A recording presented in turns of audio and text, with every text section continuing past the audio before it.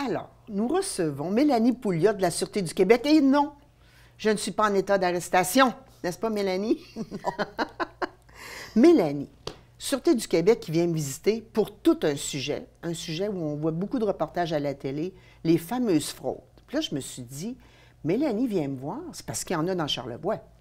Effectivement. Donc, on n'est pas à part. Non, pas du tout. On en a eu quelques cas dans des fêtes. Donc, c'est pour ça qu'on veut faire de la sensibilisation, expliquer c'est quoi les fraudes qui roulent présentement dans le secteur pour que les gens soient à l'affût et qu'ils évitent de se faire prendre le plus possible. Est-ce que les fraudes, ils sont juste téléphoniques ou le monde a le culot de venir cogner à la maison aussi? Non, effectivement, parce qu'il y a plusieurs types de fraudes. Les trois principales qu'on a, c'est les fraudes amoureuses, bien entendu, la fraude de grands-parents. Tout à coup, mettons, moi, je me retrouverais avec un petit jeune là, qui me courtise, puis que je suis merveilleuse, puis extraordinaire, mais il aurait besoin d'argent pour ça.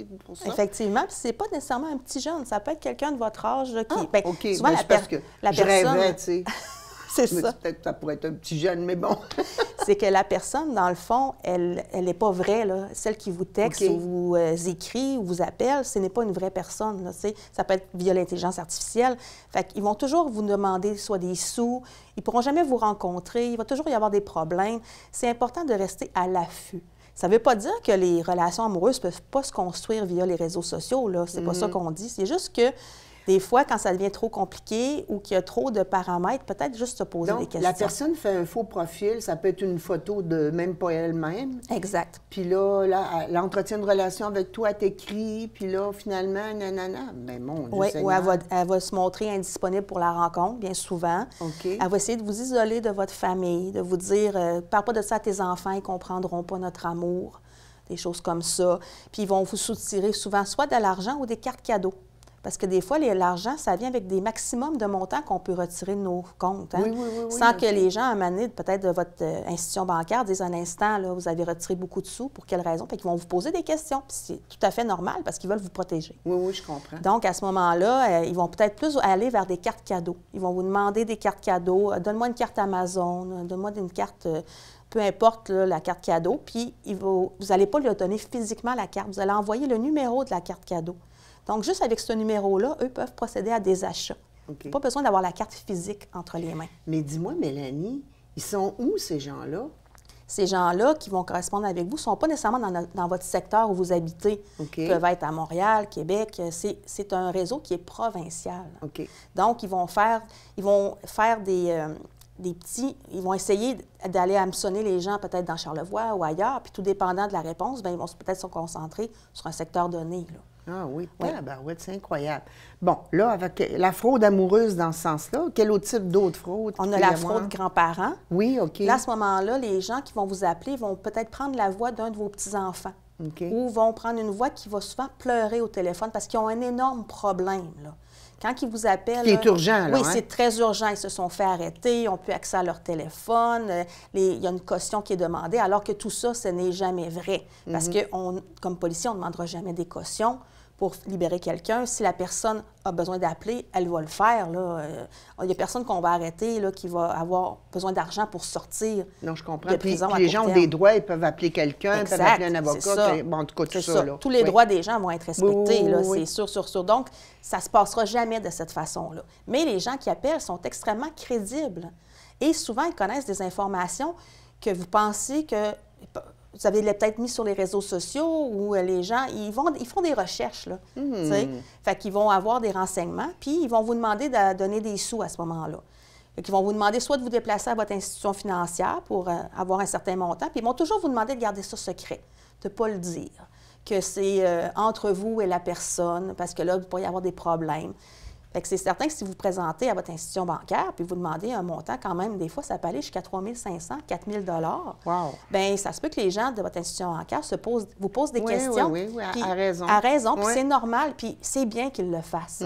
Si votre retrait est légitime, parce que vous voulez vraiment peut-être vous acheter un meuble avec ça, ils vont vous le donner, puis ça va être bien correct. Mais si il y a un moindre doute, ils vont peut-être vous poser plus de questions, puis là, c'est là qu'il faut le dire. Il faut dire que vous avez été contacté, puis là, bien, au moins, vous ne serez pas fraudé. Qu'est-ce que tu conseilles? Bon, ça, c'est la deuxième fraude. Attends, je vais garder ma question pour tantôt. Ouais. Là, c'est quoi le troisième type? Le troisième type de fraude, c'est la fraude faux représentant. Ah, OK. Donc, les gens vont vous appeler par téléphone. Celle-là, elle se fait par téléphone. Il va y avoir peut-être sur votre afficheur qui va apparaître que c'est peut-être votre institution financière qui vous appelle. OK. Ça peut arriver. Et ils vont vous dire que vous avez été fraudé.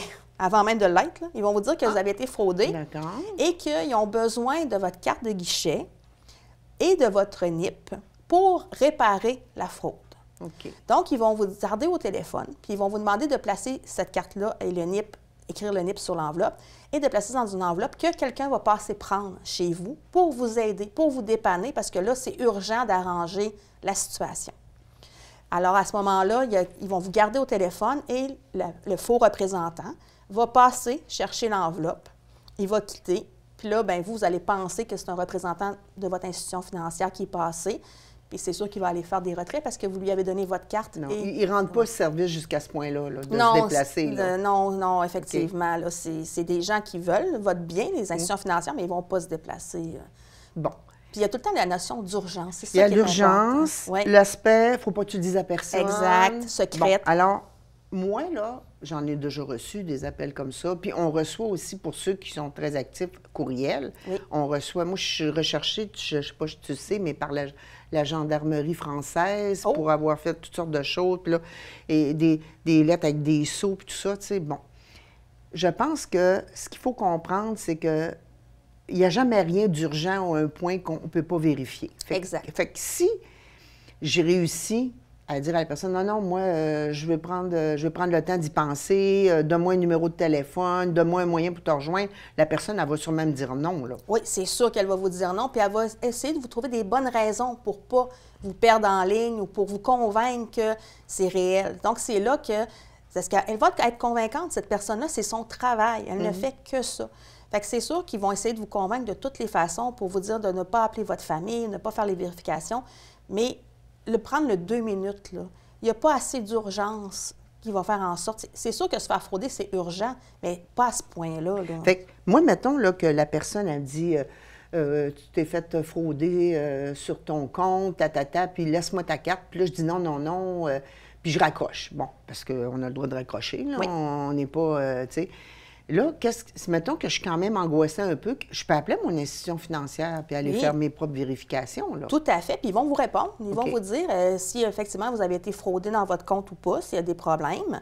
Vous pouvez signaler la fraude au Centre antifraude Canada. OK. Donc, eux, ils vont faire comme...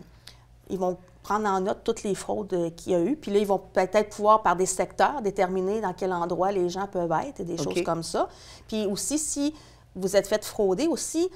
Vous avez mis votre enveloppe, votre carte dans une enveloppe avec votre NIP, puis il y a quelqu'un qui est supposé passer, puis vous avez raccroché, bien, vous pouvez nous appeler. Parce qu'à ce moment-là, on peut peut-être, avec la description du véhicule ou des personnes, bien, procéder à des arrestations dans ces moments-là. Donc, il faut être allumé. Oui, il faut être allumé, puis il faut prendre un petit 2 minutes pour y penser, puis prendre le plus possible de détails qu'on est capable de prendre, les prendre en note, les noter. Puis eux, ils vont aller dans l'urgence, mais nous, sachant qu'on n'est pas obligé d'être dans l'urgence. Prenons notre temps. C'est ça. Donc, si tu dis qu'il y a eu des fraudes, c'est qu'il y a des gens sûrement qui vous ont contacté à la Sûreté? Il y a des gens qui nous ont rapporté les fraudes, qui nous ont contactés. Puis on est fiers que ces gens-là nous appellent parce qu'on ne veut pas que les gens aient un sentiment de honte quand ils se font prendre. Parce que peu importe, tous les gens peuvent se faire prendre. C'est pas une question d'intelligence, c'est pas une question de moyens financiers, ça n'a aucun rapport. Mais on ne veut pas que les gens qui se sont fait prendre soient pris avec ça puis se sentent honteux de la situation. Ça peut arriver à n'importe qui. Oui, parce que, croyez-moi, ils sont excessivement persuasifs. Oui. Ils sont choisis parce qu'ils sont des extrêmement bons manipulateurs. Puis, comme tu disais, ils font ça à temps plein. Hein? Fait qu'ils deviennent très, très bons à contourner toutes nos non, je pense pas, non, ci, non, ça. Puis là, des fois, tu deviens comme squeezé dans un coin. Puis là, tu poses un geste, on dirait que c'est plus ton intelligence qui réfléchit, c'est au niveau émotionnel qui embarque par-dessus. Donc, je pense ce qui est important, c'est plus on va dénoncer, bien plus on évite. D'abord, on en parle, justement, tu es à mon émission pour ça. Puis, donc, on peut aussi vous appeler la Sûreté. Là. Oui, effectivement. Vous pouvez nous rapporter tous les types de fraudes que vous pensez avoir subies. Puis, si vous avez des gens qui vous ont appelé, puis qui ont essayé, n'hésitez pas à nous en faire part. Nous, on est capable à ce moment-là de cibler des secteurs puis de voir. C'est pour ça que je suis ici, parce qu'on a ciblé qu'à Charlevoix, ça s'est passé plus dans une période donnée. OK. Donc là, on fait de la prévention le plus possible pour que les gens sachent que ça existe, puis qu'ils sont prêts peut-être à revenir. Là, pour le moment, c'est plus calme. On va en profiter, mais on veut sensibiliser les gens pour pas que ça revienne. Tu sais, c'est cyclique, bien souvent, là. Ils vont s'essayer pendant une période de temps, ça va fonctionner. Après ça marche moins bien. Après ça, ils vont recommencer. C'est ça. Donc, on veut vraiment là, que les gens restent toujours à l'affût, alertes, puis sensibiliser au phénomène qui peut se produire à n'importe quel moment. Parce qu'on va voir les reportages à Radio-Canada, à TVA, là, puis des témoignages de personnes. Puis, moi, je me dis, bon, ben voyons, moi, je me ferais pas prendre. Ah. Mais c'est ça. Je pense qu'il ne faut pas avoir cette attitude-là. Il faut juste avoir l'attitude que ça peut nous arriver à tous. Puis, on ne sait pas dans quel moment ils vont nous téléphoner, puis dans quel moment, peut-être, de vulnérabilité, on va être aussi pour différents événements dans notre vie. Fait que, puis j'imagine aussi qu'un grand-parent qui se fait soi-disant appeler par un petit-fils ou une petite-fille qu'il ne voit pas souvent, ou un neveu, une nièce de sa sœur ou de son frère, puis que là, c'est le cœur qui parle. Là, la personne a dit, ben voyons, il est mal pris, puis tatata. Ben tu sais, je me dis, à un moment donné, il faut être vigilant, puis il faut avoir la petite lumière qui s'allume. Puis quand on raccroche, mais on ne se gêne pas. Si on ne sait pas trop quoi faire, on appelle la Sûreté du Québec, puis vous allez nous guider. Effectivement. Puis souvent, les gens qui vont appeler vont être en pleurs au téléphone. Fait que ils vont beaucoup chercher dans les sentiments. Puis c'est sûr qu'à ce moment-là, n'importe qui peut se faire prendre. Là, puis c'est tout à fait normal. C'est un réflexe très normal là, de se faire prendre. Parce que quand quelqu'un pleure au téléphone, on peut juste l'aider. Puis souvent, en plus, ils disent que c'est des gens de notre famille. Fait que c'est tout à fait normal. Il n'y a pas de honte à ça. L'important, c'est de dénoncer, puis de faire les vérifications, puis que si on se déplace pour aller chercher le montant en question, bien que les gens qui sont à la caisse ou peu importe vont nous poser des questions, puis de leur répondre la vérité, puis ils vont vous aider là-dedans. On fait des partenariats avec eux, ils sont sensibilisés aux phénomènes, ils connaissent les phénomènes, puis ils veulent juste que les gens puissent garder leurs sous, parce que c'est pas nécessairement des gens qui sont en moyen qui se font prendre, là. Ça n'a aucune incidence. Non, parce que ces gens-là, ils ne savent pas quand ils téléphonent. Ils n'ont pas nécessairement une idée de qu'est-ce qu'il y a dans votre compte de banque ou tout ça. Ils s'essayent. Ils s'essayent sur des gens vulnérables, puis qu'on ait beaucoup, peu ou pas beaucoup d'argent. Ils peuvent être capables de nous en soutirer. Fait que restons vigilants à la maison, soyons vigilants. Donc, fraude amoureuse, fraude au niveau de notre famille proche qui nous appellerait pour un besoin urgent. Je me suis fait arrêter, j'ai eu une contravention, ou je suis pris en quelque part, il faut que je paye un montant rapidement. Ou la fameuse fraude, vous êtes fait voler des sous sur votre carte de crédit, on a vu des transactions, nanana, puis là, les gens essaient de vous soutirer. Fait que c'est pas mal les trois sortes. Les trois principales, là, je vous dirais, qu'on rencontre, mais ça ne veut pas dire qu'éventuellement, il ne va pas en avoir des nouvelles. Ben oui. Parce que ces gens-là sont créatifs. Exactement, sont créatifs, puis sont toujours à l'affût là, de plein de façons de faire. Donc, si vous avez une nouvelle fraude, que vous êtes victime, que ce n'est pas dans ces trois-là, bien, n'hésitez pas à nous en faire part pour qu'on puisse s'ajuster, puis voir les façons de procéder, puis pouvoir les publiciser. Merci, Mélanie, d'être venue nous sensibiliser à ça. Ça fait plaisir. Donc voilà, je vous remercie à la maison d'avoir été présent à l'émission. Vous voyez que ça a été très varié, puis je vous dis à bientôt.